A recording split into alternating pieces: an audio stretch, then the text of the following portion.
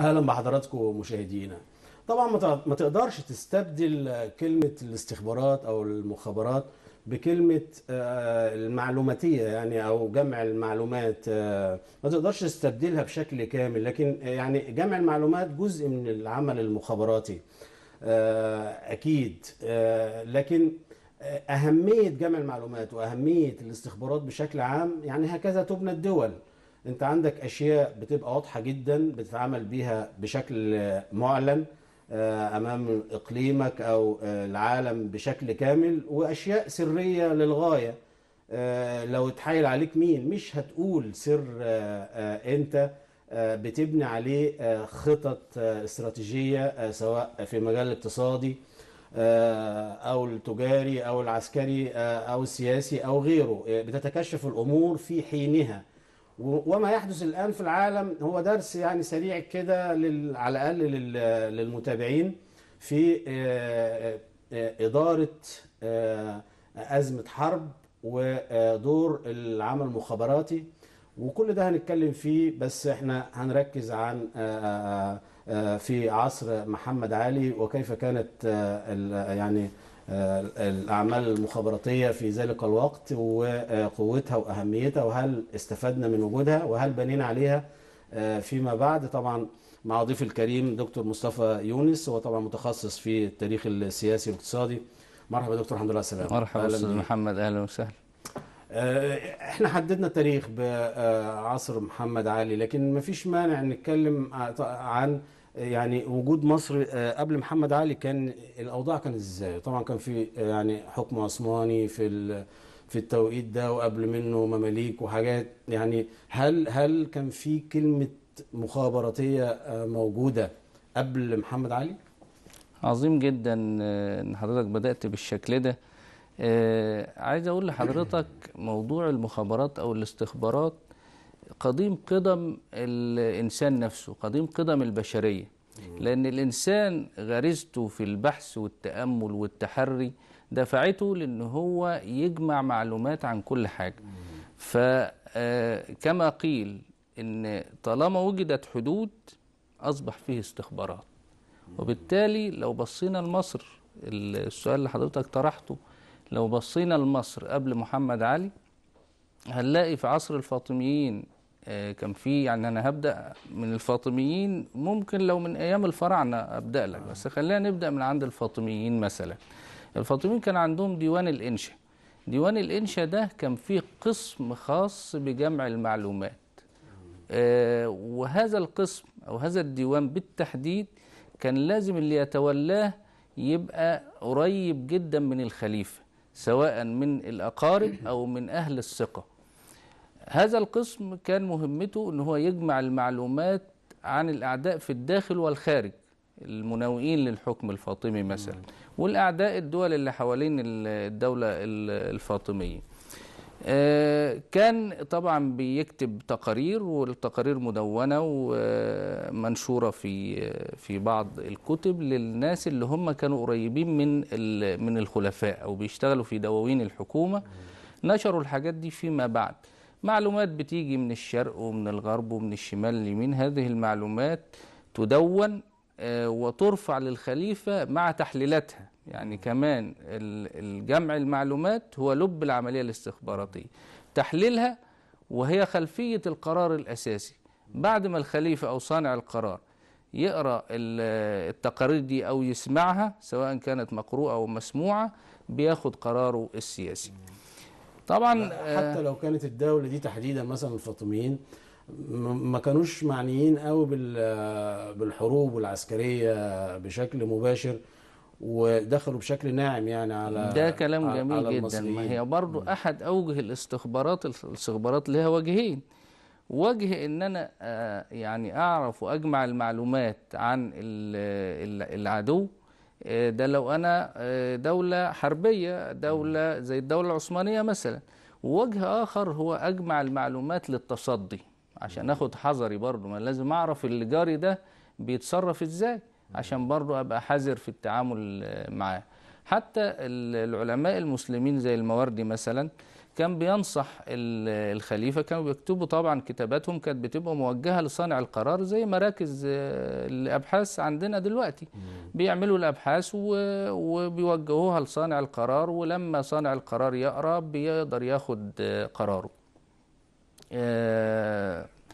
المواردي بيقول إيه؟ بيقول إن لو الخليفة أو الأمير أو الحاكم ده جاله ضيف من دولة تانية، لازم الضيف ده يقعد في مكان معين، ولازم اللي يحرسه يكون حد معين، يعني اللي يقوم على حراسته، اللي يقوم على أكله على شربه. ولازم الكتاب اللي هو جايبه أو الخطاب اللي جايبه من الدولة التانية، تحية للخليفة أو رسالة جاي بيها من الخليفة أو الأمير اللي جاي من الناحية التانية، لازم الكتاب ده نقراه كويس ونعرف تفاصيله، لأن اللغة عندنا اللغة فيها كلام كتير جدا. أنا ممكن أقول لك كلمة لها أكتر من معنى. فالمواردي كان بيدي نصايح للخلفاء والأمراء إزاي أتعامل مع الضيف أو الزائر اللي جاي لي من دولة تانية أو من جار تاني أيا كان. أنا بقول عليه الرسول أو الرسل دول. الرسل دول. تمام حضرتك كده. بعد كده طبعا دخلت مصر تحت الحكم العثماني. أولا دخول الدولة العثمانية مصر أساسا سبقته عمليات استخباراتية كبيرة جدا.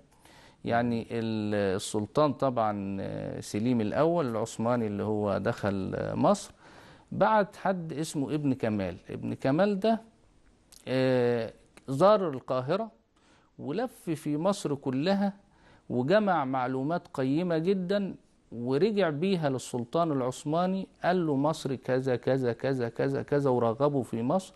ومن المعروف ان الدولة العثمانية كانت وجهتها غربية. هنا بقى السلطان سليم بدأ يقتنع، يعني حصل تغير في الاستراتيجية العثمانية وتحولت للشرق. بعد ما كانت كل اتجاهاتها في أوروبا، توسعت على حساب الدولة البيزنطية وتوسعت في أماكن مختلفة وفي القرم وفي نواحي مختلفة. بدأت تتجه للشرق في عهد سليم الأول. قبل ما يتحرك سليم الأول بعت ابن كمال ده وجمع له كل المعلومات عن مصر. كمان من ضمن يعني من ضمن الأمور اللي المخابرات بتحطها في اعتبارها أو الاستخبارات التأثير المستتر في الأمور. سليم الأول لما انتصر في المواقع اللي خارج القاهرة دخل في مشاكل هنا في القاهرة.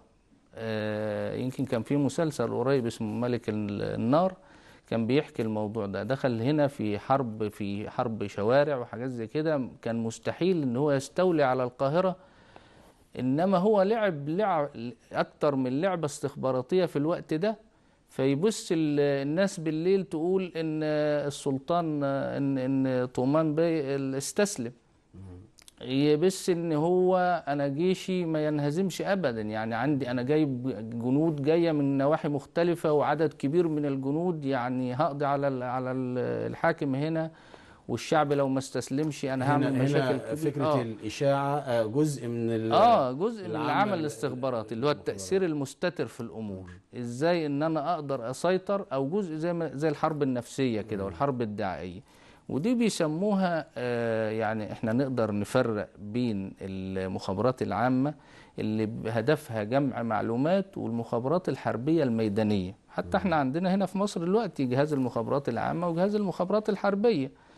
المخابرات الحربية أو الميدانية بتبقى قايمة على الوضع الحالي. أنا بقيم الوضع الحالي طبقا للمعلومات اللي وصلتني، فيها حسابات الجمع والطرح بقى واقدر يعني اخد القرار دلوقتي ولا استنى شوية. ده بيبقى مهم قوي في المخابرات الحربية. اما المخابرات العامة يعني ممكن يطول الامد شوية، يعني ممكن اجمع معلومات لمدة شهر شهرين 3 واخد القرار. لكن الحربية بيبقى لازم اخد القرار وقتي بناء على الحاجة اللي قدامي، الحادث الميدان اللي قدامي بيتكلم ازاي. جميل. طيب هنا يعني طبعا واضح ان المخابرات موجودة في كل العصور، كل العصور. لو تحب اكمل لحضرتك في تجربتين بقى بعد دخول العثمانيين مصر. في تجربتين جديرتين بالدراسة، وهما تجربة علي بك الكبير وتجربة الحملة الفرنسية اللي سبقت محمد علي مباشرة. علي بيك الكبير هو أشبه بمحمد علي، حاول يستقل بمصر عن الدولة العثمانية، يعني تجربته شبيهة بتجربة محمد علي. قبل ما طبعا هو كان أحد البكوات المماليك ووصل لرتبة شيخ البلد. قبل ما يوصل للمرتبة ديت شيخ البلد، علي بيك الكبير راح الحجاز وراح الشام، المنطقتين اللي هو بعد كده استولى عليهم، ودون كل المعلومات اللي وصل إليها في الحجاز وفي الشام. بعد كده المعلومات ديت سهلت عليه عملية دخول الشام والحجاز بعد كده. الحملة الفرنسية أيضا لما جت، كلنا عارفين طبعا ان نابليون برضو من ضمن التأثير المستتر في الأمور البعثة العلمية الأول وحاجات كده. والحركة اللي عملها هو على في وسط البحر طباعة المنشورات، أنا يعني بحب الدين الإسلامي، هو بيلعب على وتر. أيوه. المصريين ده برضو تأثير مستتر في الأمور، هو معروف ان المصريين عندهم النزعة الدينية، فبيتكلم على انا بحب الاسلام وبحب المسلمين. ومين اللي نصحه بكده ساعتها يعمل كده برضه؟ يعني جزء من الشغل يعني. كل ده شغل اشبه بالاعمال الاستخباراتيه النهارده. طيب، ويعني ده حصل برضه ايام حملة نابليون. طب وصلنا لمحمد علي واستلم، طبعا هو عمل نهضة في معظم المجالات اللي موجودة، اهتم بالمصانع والزراعة والمصارف وأشياء كتيرة، وبدأ يبني جيش برضو، وما استعنش الأول بالمصريين، ثم بعد ذلك تطورت المسائل، فكان ضروري بقى من جهاز مخابرات، وكانت عينه برضو على الشرق، وكان في تحديات هو بيواجهها، ووصل لغاية برضو الجزيرة العربية وطلع فوق لغاية تركيا. يعني حاجات كتيرة حصلت، وده كان يستلزم وجود جهاز مخابرات بقى يعني معلن كده، او وظيفته دي. تمام. كلمني في المنطقة دي. محمد علي طبعا رجل ذكي طموح، في حاجات كتيرة من الصفات الإيجابية تقدر تحطها تحت محمد علي. راجل تاجر يعني رقيق في التعامل، ما بيزعلش حد، وبالتالي هو جمع حواليه أنصار كثر من مناطق مختلفة. يعني حتى لما الدولة العثمانية دخلت في الحرب اليونانية المسماة حرب المورة، هو استضاف العناصر اليونانيين الهاربين من حرب المورة، أو اللي كان منهم هنا في مصر وما رغبش إنه يرجع لبلاده في ظل الحرب ديت، استضافهم وأكرم وفادتهم. وبعد كده الناس دي دلته على حاجات كتيرة في اليونان، قدر بيها ان هو ينتصر. طبعا لازم برضه اقول لحضرتك ان لابد من جيش قوي مع مخابرات قوية، لان انا لو عندي جهاز استخبارات قوي بيجيب لي معلومات من الشرق والغرب، وانا ما عنديش جيش قوي مش ممكن انتصر، مش هتستفيد بيها. فالراجل بنى زي ما حضرتك بتقول، بنى جيش على الطراز الحديث، أعد ليه عدة كاملة من بناء مدارس حربية ومصانع للسلاح وترسانات للسفن وهكذا، واستخدم المعلومات اللي كانت بتوصل له من المعادلتين دول، قدر يحقق انتصارات لغاية طبعا ما أوروبا أو المؤرخين الأجانب بيسموا إبراهيم باشا نابليون الشرق. فلابد من وجود جهاز استخبارات قوي في الدولة على أساس إن هو يقدر، وجيش قوي على أساس هل كان في أسماء بعينها في طبعا ذلك طبعا الوقت؟ أنا كنت لسه بقول لحضرتك هؤلاء الرجال الكثر من الأرمن، جايين من أرمينيا ومن البلاد اللي هو جاي منها من ألبانيا، وفرنسيين ويونانيين. التجار دول قابلوه في رحلته في الحياة لغاية ما جاء مصر، وطبعا كان تاجر وكان قائد الفرقة الألبانية اللي جت لصد الاحتلال الفرنسي. جاب الناس دول معاه، أو بعد كده استجلبهم في رحلاته. فهنلاقي مثلا أحد الرجال المهمين جدا جدا جدا في استخبارات محمد علي هو بوغوص أو يوسف يان أو يوسف أفندي، اللي هو حتى بالمناسبة مسمى على اسمه البرتقال اليوسف أفندي ده. يوسف أفندي ده راجل أرميني، اتعرف على محمد علي في فترة مبكرة وتصادقوا وتصاحبوا. وهذا الرجل كان مستودع سر محمد علي. احنا عندنا طبعا الاستخبارات اكتر من شق.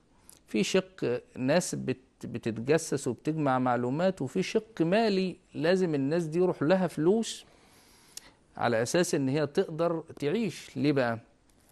انا مثلا محمد علي هيبعت العين بتاعته او الجاسوس يجيب له معلومات مثلا من قصر السلطان او من كبار رجال الدولة العثمانية. هذا الرجل يحتاج الى ايه؟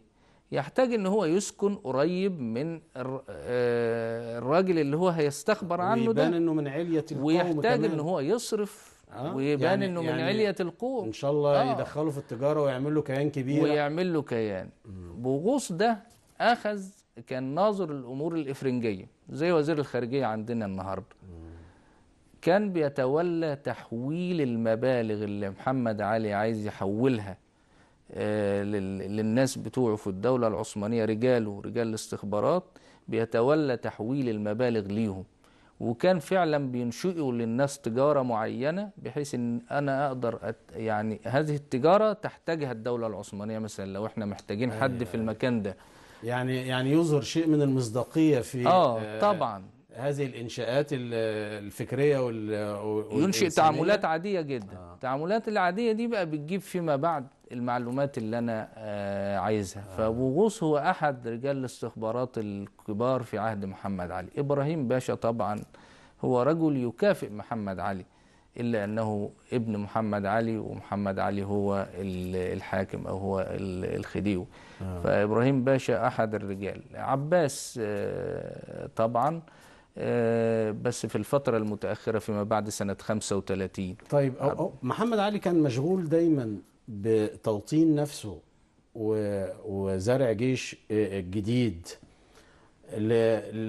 لبقائه في الحكم، ولا كان معظم الأبعاد اللي الحاكم يعني ياخد باله منها زي طبيعة الشعب المصري، احتياجات الشعب المصري؟ وده برضو محتاج جزء معلوماتي ومخابراتي، انه يفهم طبيعة الناس، خاصة وانه وافد على على المصريين تجمعهم الديانة، لكن اللغة لأ، والعادات والتقاليد وأشياء كتيرة قوي، خاصة ان المصريين لهم طبيعة خاصة في التعامل، وبالذات الريف المصري والقائمين على الزراعة. يعني هل كان جزء من العمل المخابراتي منصب في الداخل أيضا كما هو الحال في استخباراته خارج مصر للدفاع عن حدودها؟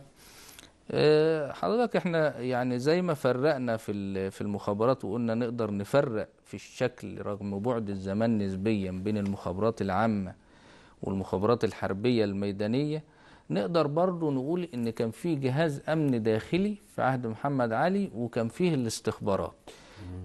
المصادر او الوثائق بتاعت عهد محمد علي ما بتفرقش بين الجاسوس الخارجي والجاسوس الداخلي، فبتتكلم يعني ان الجبرتي مثلا في الحكم عليه، يعني لا في الاسم نفسه او المعنى اللغوي او الكلمة نفسها. الجبرتي مثلا بيتكلم عن ان لما غلي القمح في اوائل عهد محمد علي عشان الازمات والحروب في الحجاز، لما القمح غلي بدأ محمد علي عايز يظبط السوق الداخلي، فبدأ يبعت جواسيس بيتكلم بنفس النص كده. النهارده الجاسوس لازم يكون خارجي. الكلمة نفسها أصبحت نفسها مشبوهة، يعني بقت تطلق على الأجنبي الوافد، تطلق على كل من اللي هو هنا يقولوا مكانها الخيانة، يعني الخائن داخلي والجاسوس خارجي. ايوه يعني تمام، الله ينور على حضرتك. فهو كان بيبعت الجواسيس اللي يشوف التاجر ده بيبيع القمح ده بكام، وهل هو بيبيع بنفس التعريفه اللي احنا ماشيين بيها، هي يعني جزء من الرقابه، رقابه الاسواق دلوقتي، جزء من رقابه الاسواق. لكن الشكل بتاع الجهاز، في جهاز امن داخلي وفي له بعض المصطلحات زي البصاصين مثلا وزي الناس بتوع العسس الليلي. اما بره اللي هو جانب شرطي شوية جانب او شرطي، بوليسي داخلي. جانب شرطي تمام كده. وجانب بقى حربي يعني. والتقسيمة دي وكان هي بيتولاها، تقريبا هي اللي حاصلة الى هي الان اللي في حصل. في ما هو ده معظم اللي انا عايز العالم. هو ده اللي بالظبط اللي انا عايز اقوله لحضرتك، ان الشكل بتاع المخابرات قديما وحديثا هو نفس الشكل. ايه بقى الاختلاف؟ الاختلاف اللي حضرتك بدأت فيه في الاول، ان المعلومات. عصر المعلوماتية والتكنولوجيا والتجسس بالاقمار الصناعية، ايامها بقى ايام محمد علي وفي الايام القديمة كان نفس الشكل بس بآليات مختلفة. انا بتجسس بس بشكل تاني، يعني بالنظر بالعين، عشان كده حتى سمي الجاسوس بالعين. ايوه. طيب ويبدو احيانا العدو لك هو من تحاربه بشكل مباشر، لكن عند جمع المعلومات تتيقن ان مش هو العدو المباشر ده، في عدو ثالث او رابع بيدير الازمه معلوماتيا عن بعد، وده حاصل في العالم دلوقتي.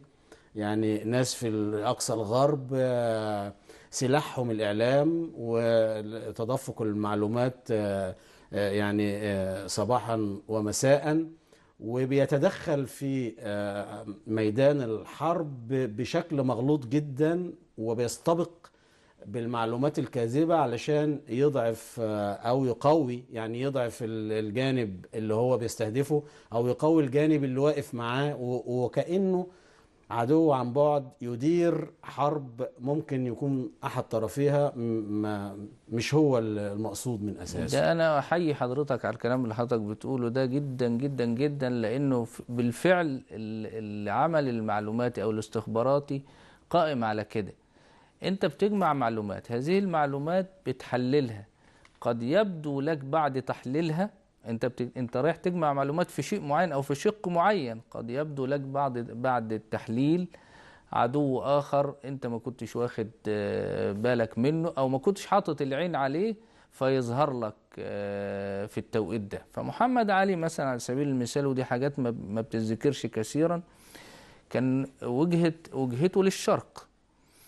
في الجزائر مثلا سنة 1827 فرنسا قريبة من الجزائر، فعندها مشكلة في الجزائر. فتحل المشكلة دي ازاي؟ عايزة محمد علي يسيطر لها على الجزائر. محمد علي متوافق جدا مع فرنسا، وكان في الوقت ده العدو عنده كان مازال برضه على وفاق مع الدولة العثمانية، أو بدأ عدم الوفاق بعد طبعا ما سابوا إبراهيم باشا في حرب المورة وضرب الأسطول المصري في سنة 27. قبل الحادثة دي مباشرة كان فيه اتفاقات دايرة بين تقصد 1827؟ 1827 قبل الحادثة دي في محادثات ومفاوضات دايرة بين فرنسا ومحمد علي انه يغزو الجزائر او يستولي على الجزائر. هتبقى هنا محاولة استخدام محمد علي لصالح محاولة استخدام محمد علي. محمد علي بعد كده هيكتشف بقى مين العدو ومين الصديق من خلال اللي حضرتك بتتكلم فيه ده بقى كده. فعملية استخباراتية برضو عرفت محمد علي، وكان طبعا حصل كارثة الأسطول المصري، والموضوع استمر من 27 ل 30. العملية الاستخباراتية ديت فهمت محمد علي أنه لا يمكن غزو الجزائر ولا يمكن يستولي على الجزائر، لأن ده ممكن يشغله عن الشام وعن المناطق اللي هو عايز يخشها هو من زمان، أو عينه على الشام. ممكن يعني ربما نقول عشان تبقى حائط صد بينه وبين الدولة العثمانية. معروف طبعا ان الشام هي اللي بين محمد علي وتركيا.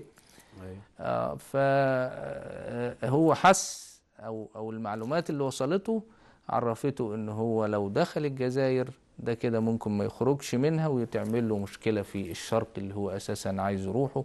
فاكتشف في الفترة دي انه ربما لو دخل هذا خطأ كبير جدا، فتراجع طبقا للمعلومات الاستخباراتية عن الموضوع. كلامك أو حالي برضو يعني بتساؤل جديد، يعني أهمية قيادة أو إدارة دولة بمعرفة تاريخ بلادها وبعدها الجغرافي والإقليمي، إنه يجي حد على رأس السلطة بالإضافة للمعاونين معاه مذاكرين كويس حضارة بلدهم يعني، تراثهم، المد الجغرافي بتاعهم، مع يعني اختلافه في الأزمنة. كنا نوصل للحبشة وبعد كده لا نرجع تاني، تمام. طب للسودان لا نرجع تاني، كنا نروح لغاية تركيا لا نرجع تاني.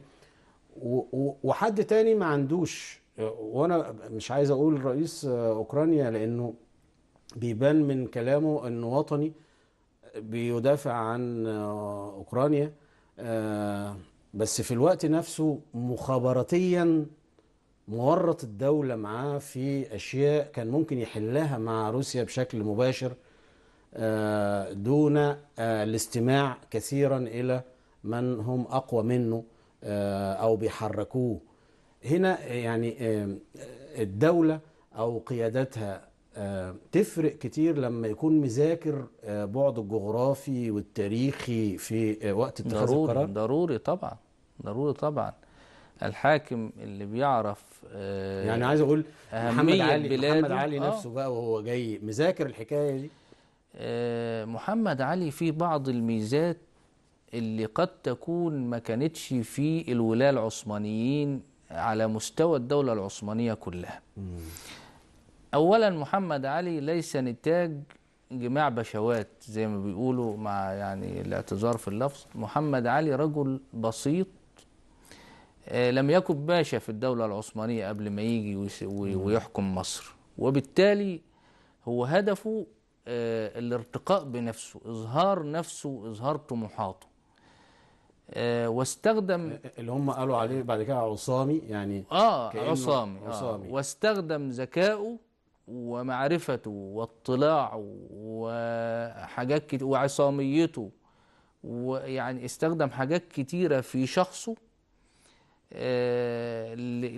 لإثبات مكانته كويس جدا في مصر، وساعده موضع وموقع مصر المهمين، وعرف الموضوع ده كويس، ولعب بينه وبين نفسه وبينه وبين المقربين على هذا الوتر، لدرجة ان نقدر نقول يعني ان كل اقليم دخله محمد علي طبعا هو راجل عمل مسح شامل للأراضي المصرية، وعرف الثروات فين مكامنها، وعرف كل حاجة في مصر.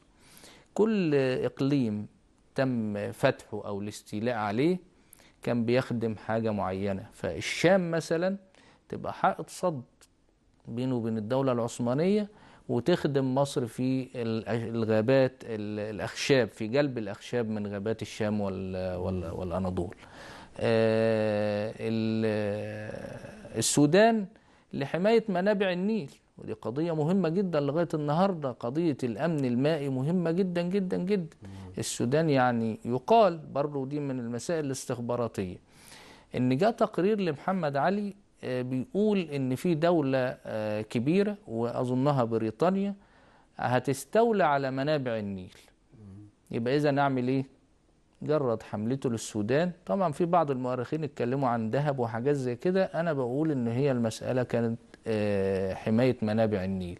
ما فيش شك ان احنا عايزين ذهب وعايزين زراعة وعايزين كل الكلام ده كله، بس اساس المسألة حماية منابع النيل ضد الأطماع البريطانية. خاصة ان هو توسع في المشروع الزراعي توسع في المشروع الزراعي، وده هيخدمني. واضح انه خد باله قوي من فكرة المية دي. المية. طيب الأراضي المقدسة هتخدمني في ان انا هبقى يعني رمز من رموز العالم الاسلامي في الحجاز، ودي طبعا كانت بامر السلطان.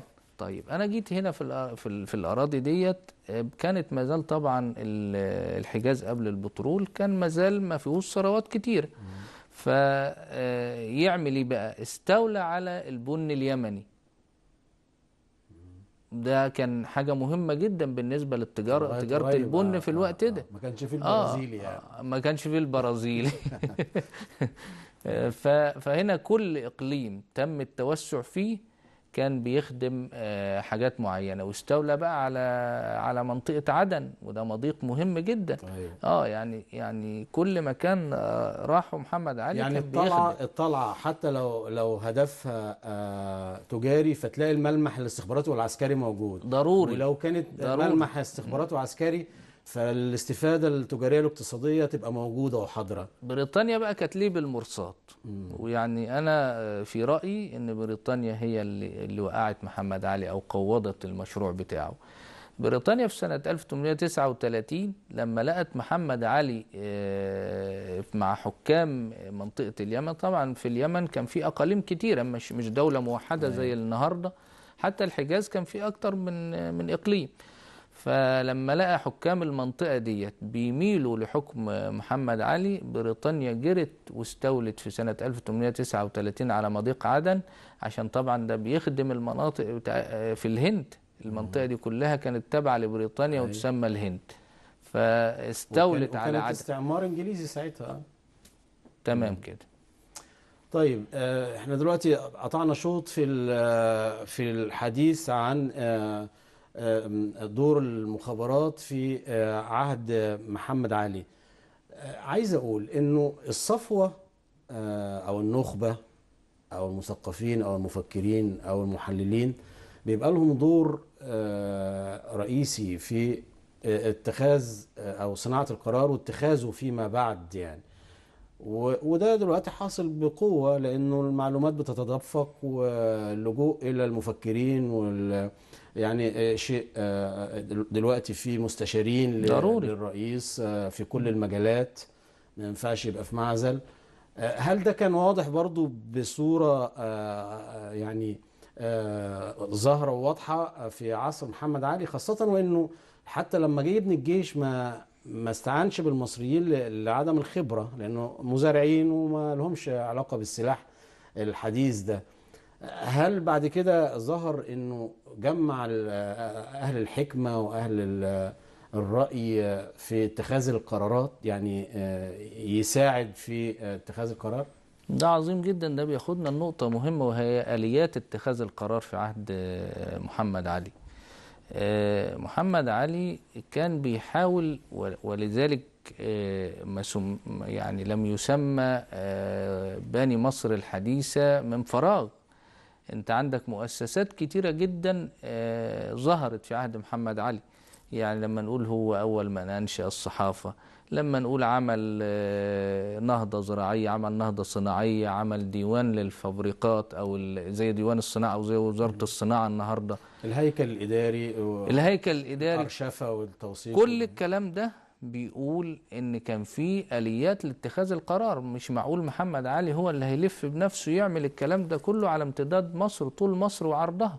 لا، محمد علي عنده دوائر لاتخاذ القرار، لكن هو اللي ظاهر في فترة. طبعا انت عارف الإدارة الحديثة نشأت قريب، يعني في الفترة ديت في النص الثاني من القرن ال18 بدأنا نشوف بوادر الإدارة الحديثة اللي هي قائمة بقى على النظام المؤسسي والكلام ده كله. لكن طبعا في أيام محمد علي هو نقول مع القاهرة الخديوية مثلا، والبنوك والبورصات والأشياء، يعني أيوة بقى تمام يعني تمام. ليه بقى؟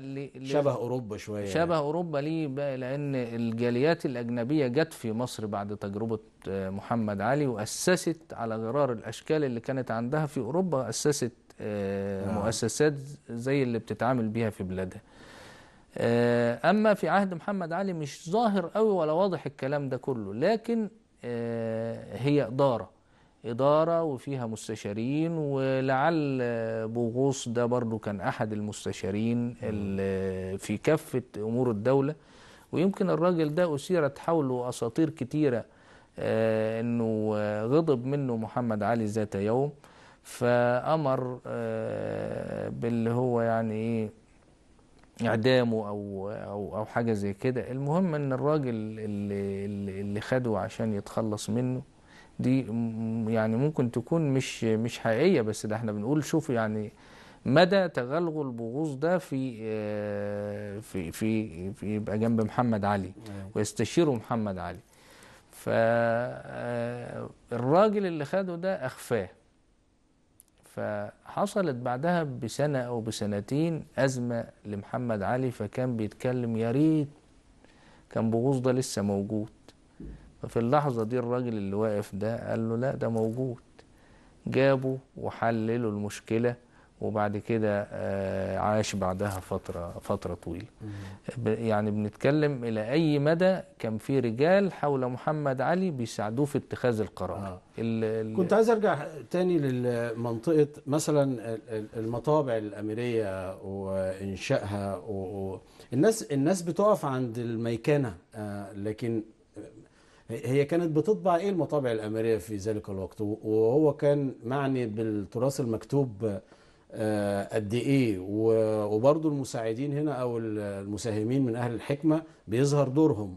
يعني المطابع بدأت تشتغل، اي نعم في مدارس متنوعة زي الطب والهندسة وغيره بدأت تظهر بعدها بفترة، لكن إعادة طبع كتب تراث واستخدام المطابع الأميرية في أشياء تخص الدولة وتخص المواطن في نفس الوقت، يعني الأدوار العملية بجانب الميكنة إنه بالفعل ينشئ مطابع. لكن كانت بتعمل إيه المطابع؟ المطابع كانت لها دور كبير جدا، المطبعة الحديثة لها دور كبير جدا في نشر الثقافة وحاجات كتيرة. بس خلينا نتكلم الأول عن دورها إيه في الجهاز الإداري، في الهيكل الإداري. أنت دلوقتي عند حضرتك سجلات بقى حضور وانصراف الموظفين اللي شغالين في الجهاز ده، سجلات في المحاكم الشرعية وسجلات كتيرة جدا في مصر. المحاكم لازم يدون الحكم ولازم تدون القضية، فبتطبع السجلات دي، بتطبع الكتب الدراسية اللي هيدرسوا. انت عارف في مدرسة الألسن ومدرسة الطب والمهندس خانة ومدارس كتيرة شغالة. المدارس العسكرية بتطبع الحاجات الكتب دي. حركة الترجمة كمان كانت منتشرة، بتطبع الكتب المترجمة. فالمطابع دي لها دور كبير.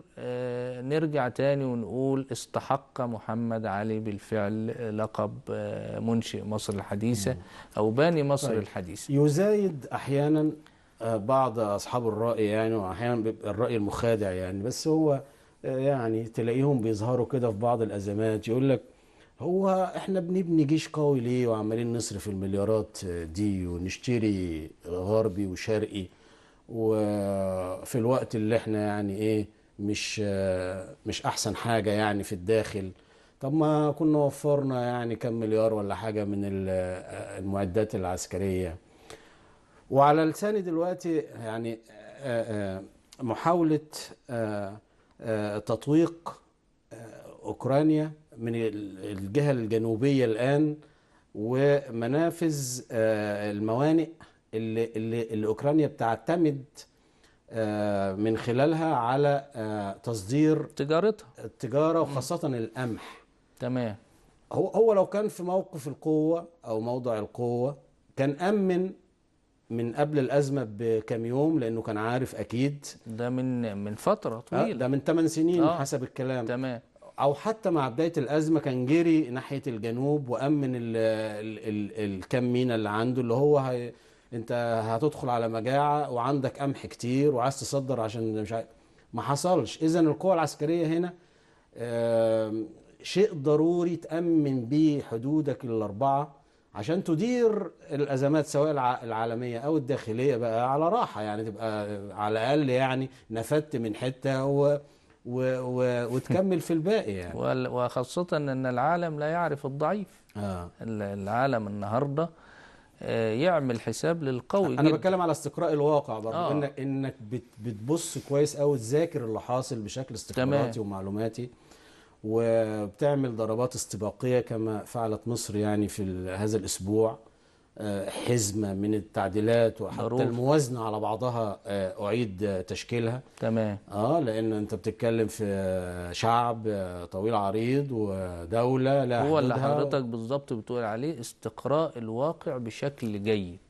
استقراء الواقع بشكل جيد ده وجمع المعلومات عن كافة الأمور والرؤية المستقبلية، كل دي بتبقى خلفية القرارات اللي حضرتك بتقول عليها دي. إذا ما كانش الحاكم وأجهزته بالمعنى البلدي بتاعنا دي عينيهم مفتحة جدا، يبقى على الدنيا السلام. فعلا الجيش القوي والإرادة والإدارة القوية في الدولة تصنع دولة قوية. ما هو ده سؤال انا كنت يعني هعكسه شويه. هل في فترات من محمد علي لغايه ما قبل ثوره 23 يوليو 52 فترات ضعف استخباراتيه تم اختراق يعني الداخل على اساسه انه حكام كانوا مشغولين باشياء اخرى وما اهتموش لدرجه انه اتعود على وجود الاجنبي في البلد، غازي ولا مستعمر طبعا، ولا وبقى صاحبه وصديقه كمان. ولعل الحوادث اللي حدثت في الأربعينات ومحاصرة الإنجليز لقصر الملك فاروق وفرض حد بعينه الوزارة من الحاجات اللي حضرتك بتتكلم فيها. ضعف الحاكم وضعف رؤيته. وكان في فلاسفة زي ما حضرتك كنت بتقول من شوية، في ناس بتبقى فلاسفة السلطان بيتكلموا. احنا كان عندنا في فترة الثلاثينات والأربعينات مثلا حد اسمه حافظ عفيفي، كان من كبار الاقتصاديين، كان مفتون جدا بالإنجليز وألف كتاب اسمه الإنجليز في بلادهم، وبيتكلم فيه عن ازاي الانجليز دول عايشين عيشة حرية وبراء. مفتون جدا يعني. الناس دول جايبين لنا المدنية، جايبين لنا الكهرباء والمية يعني وكأنه بيعمل فرشة وكأنه هم ناقصين فرشة. ما هم فرشين وقاعدين ونايمين من فترة طويلة وبيتحكموا في كل حاجة في مصر. فبالفعل ضعف الحاكم. أقول لحضرتك من ضمن الكلام اللي حضرتك بتقوله ده، السنسيمونيين جم لمحمد علي. طيب هنأجل دي بقى تمام للحلقة قادمة، لأنه طبعا للأسف الوقت انتهى تماما في هذه الفقرة. أنا بشكرك دكتور مصطفى يونس، طبعا متخصص في التاريخ السياسي والاقتصادي، وعذرا على المقاطعة في الآخر، لكن طبعا معلوماته استفدنا من حضرتك ربنا يخليك كتير. نكمل إن شاء الله يعني في لقاء قادم بإذن الله. بشكركم مشاهدينا. بعد هذا الفاصل كلام عن الجمعية الجغرافية المصرية العريقة جدا ووثائق لا حصر لها مع كارولين وضيفتها العزيزة الأستاذة وفاء أنور الكاتبة. انتظروهم بعد هذا الفاصل.